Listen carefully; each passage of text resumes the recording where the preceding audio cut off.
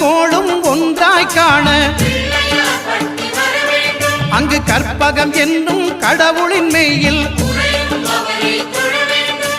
சூரியன் முதலாய் 9 கிரகமும் பலவித குணங்களை கொண்டிருக்கும் எங்கள் கற்பக தருவில் அவை வரும்போது ஒன்றாய் சேர்ந்து பலனளிக்கும்.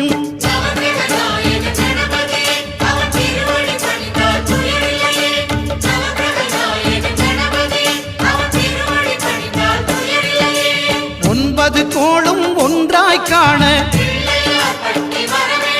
அங்கு கற்பகம் என்னும் கடவுளின் மெய்யில்